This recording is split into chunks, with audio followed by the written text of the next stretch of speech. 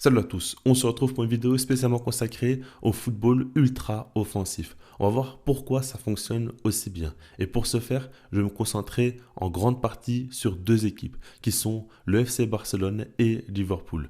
J'ai choisi ces deux équipes-là parce qu'elles ont eu tous deux un nouveau coach cette saison qui a changé le visage des deux équipes.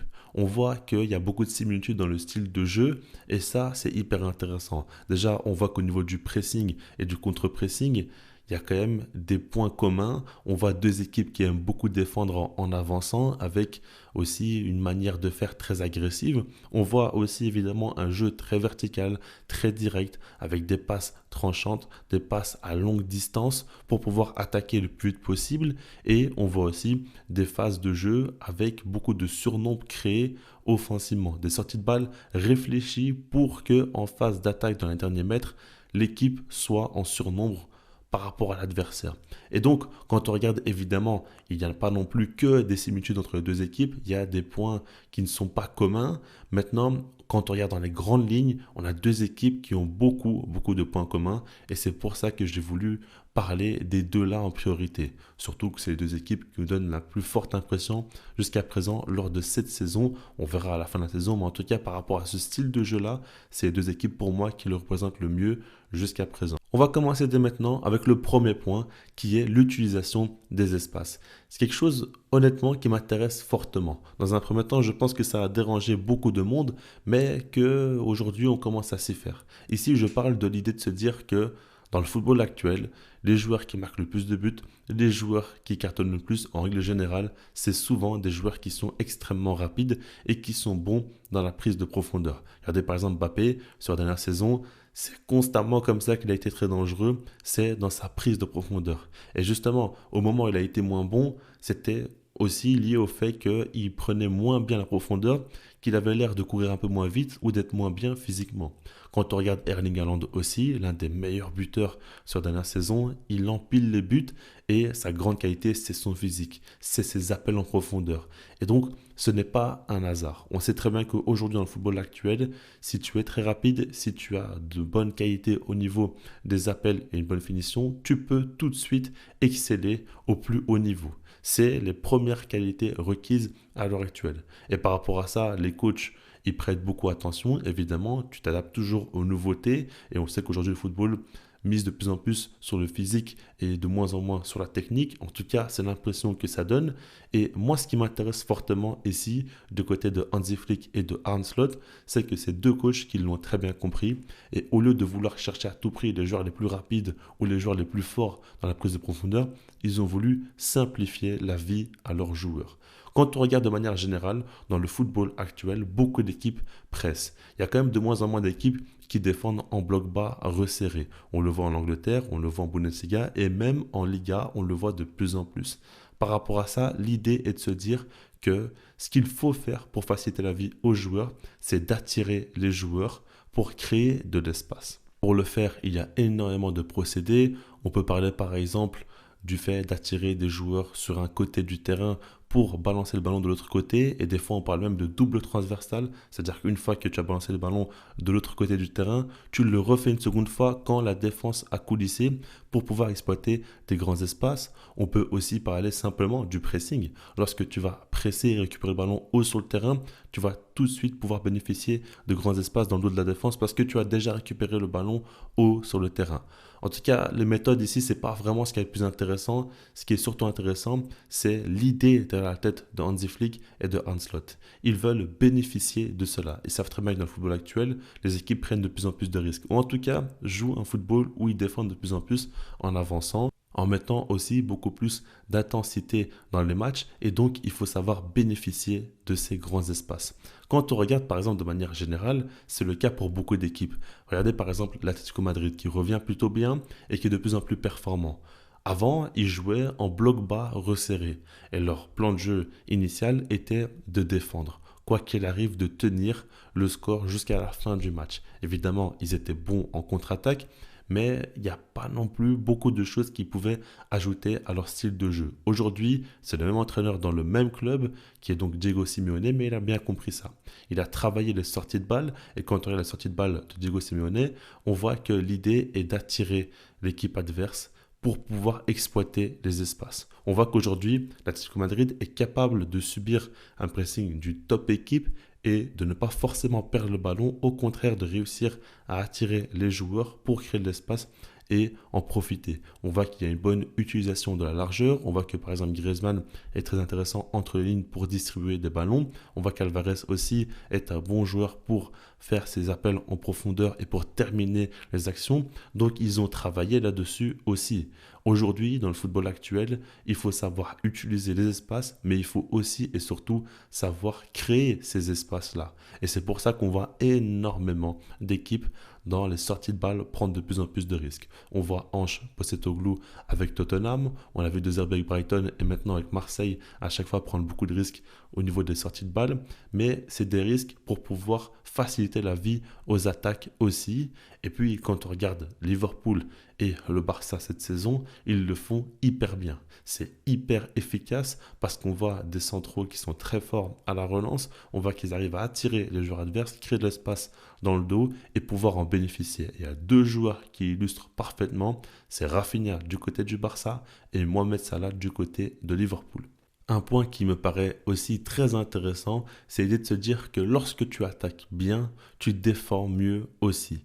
Quand on regarde par exemple du côté du Barça ou même de Liverpool, la saison passée, il y avait un autre coach. Par exemple, du côté du Barça, c'était Xavi qui jouait donc sa dernière saison. Et du côté de Liverpool, c'était Jürgen Klopp qui jouait sa dernière saison. Quand on regarde les deux équipes, ils avaient un point commun. C'est que défensivement, ils commençaient à couler. Un cas pour moi qui est très explicite, c'est celui de Trent Alexander-Arnold. On l'a bien vu, lui, il a complètement coulé. Sur son côté, et énormément délié, lui ont fait la misère, l'ont même humilié à chaque fois. On sait que c'est un joueur qui défensivement est très mauvais, surtout en 1 contre 1, mais par contre offensivement, dans sa qualité de passe, vision de jeu, il excelle. Et donc, quand on regarde la transformation entre le trend de la saison passée et celui de cette saison, est abyssal. On a bien vu clairement que ce n'est plus le même joueur. Pourtant, défensivement, ce n'est toujours pas un top joueur. On l'a vu par exemple Kvara quand il jouait à Naples face à Liverpool, il avait fait un grand match. Kvara avec le PSG face à Liverpool, toujours face à Trent en 1 contre 1, il a aussi fait un grand match.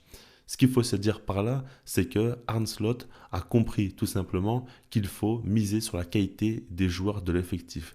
Si jamais Trent joue en bloc bas, souvent subit le jeu et doit défendre en 1 contre 1, c'est difficile. Si jamais Trent joue beaucoup plus haut sur le terrain et que Liverpool presse mieux, par exemple avec Jürgen Klopp, lors de la fin de son cycle, l'équipe pressait beaucoup moins bien. Le milieu de terrain aussi était plus une machine à laver comme on l'avait connu auparavant.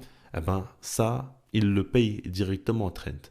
Alors que depuis l'arrivée de Arne Slot, ce n'est plus la même chose parce que le milieu de terrain de Liverpool a été revitalisé. On a vu Gravenberch, on a vu McAllister aussi. On voit une autre animation, on voit un pressing beaucoup plus performant aussi. Donc Trent doit beaucoup plus défendre en avançant qu'en reculant et donc ça masque un petit peu ses défauts. Du côté du Barça, c'est la même chose. On a vu une défense qui prenait l'eau. Aujourd'hui, ce n'est plus le cas. Alors c'est vrai que depuis le début de l'année 2025, le Barça encaisse quand même beaucoup de buts. Mais quand on regarde globalement, le Barça prend moins l'eau. Il y a beaucoup moins de matchs où ils vont encaisser 2-3 buts en quelques minutes, alors qu'auparavant, ça pouvait arriver très régulièrement en Liga ou en Ligue des Champions. Aujourd'hui, ce n'est plus réellement la même chose. On voit une équipe qui défend mieux, surtout parce qu'ils défendent en avançant. Alors là, il y a aussi le piège du hors-jeu à prendre en compte du côté d'Hansi Flick, mais dans l'idée, vous comprenez bien que si jamais tu as une petite zone à défendre, c'est plus simple. C'est ce que Pep Guardiola a toujours dit. C'est pour ça que le pressing et le contre-pressing sont très importants. Et puis, ce qu'il faut se dire aussi, c'est que lorsqu'un système est cohérent d'un point de vue défensif et offensif, il a de fortes chances d'être cohérent. Si on regarde par rapport à cette idéologie de jeu-là, on voit bien que le Barça et Liverpool, par exemple, jouent très haut sur le terrain, mettent constamment en place un pressing, un contre-pressing et veulent constamment jouer de manière verticale. Tout ça, ça va ensemble. Parce que si jamais on part du principe où ces deux équipes-là jouaient plus bas sur le terrain, acceptaient de dominer, mais voulaient jouer en transition et en attaque rapide constamment, ça aurait été plus difficile parce qu'ils seraient partis de beaucoup plus loin. Là, quand on regarde, tu défends très haut sur le terrain et dès que tu as le ballon, tu vas directement attaquer, mais tu es plus proche du but. Tu vas certainement avoir plus de chances d'encaisser des buts, mais tu auras plus de chances aussi de marquer des buts. Donc, tu vas faire reculer la défense adverse et tu vas asseoir ta domination. Tout ça est cohérent et ça, c'est important. Des systèmes de jeu où ça se contredit avec le jeu sans ballon et le jeu avec ballon, c'est problématique. Alors que des systèmes de jeu où les deux vont ensemble, là, c'est beaucoup plus performant. Maintenant, par rapport à tout ça, ce que j'aimerais dire et mon idée que je partage depuis déjà quelques mois, c'est qu'aujourd'hui, dans le football actuel, on arrive dans une période où, selon moi, on est en train de faire un mix entre le football espagnol et le football allemand. En tout cas, c'est ce qui fonctionne le plus. Et il y a plusieurs choses qui l'illustrent. Déjà, le premier qui l'a bien montré, selon moi, c'est Pep Guardiola. On l'a bien vu, c'est un adepte de jeu de position catalan. Il a démarré au Barça et a tout gagné là-bas avec le style catalan. Au départ, c'était vraiment quelque chose qu'on avait déjà vu avec Johan Cruyff. Il a repris des idées, il les a un petit peu modernisées, mais on n'a pas vu non plus un grand changement tout de suite. Après, il est parti du côté du Bayern Munich et je pense que ce passage-là était très important pour la suite de sa carrière.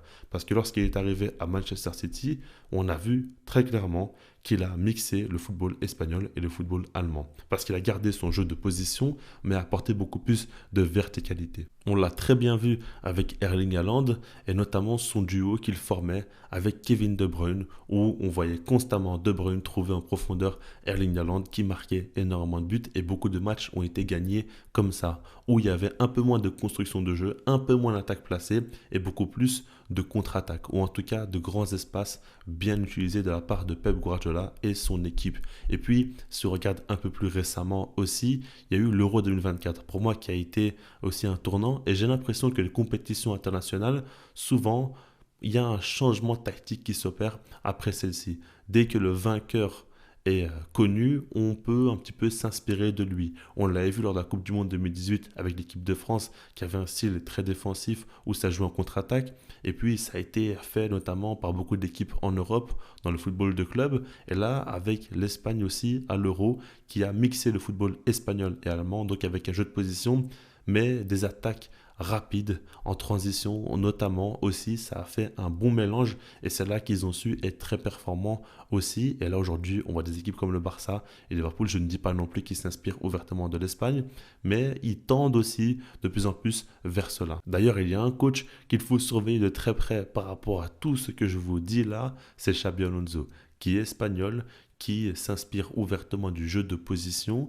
Et en plus de ça, là, il joue au Bayer Leverkusen. En tout cas, il est coach là-bas. Il comprend très très bien le jeu vertical, s'inspire aussi de cela et va très très bien mélanger les deux selon moi. C'est un coach qui pourra faire très très mal à l'avenir avec ce style-là de jeu aussi. Il est pour moi dans la lignée de Hansi Flick ou d'Arne Slot. En tout cas, il pourrait y arriver avec un mix qui est très très bien établi jusqu'à présent.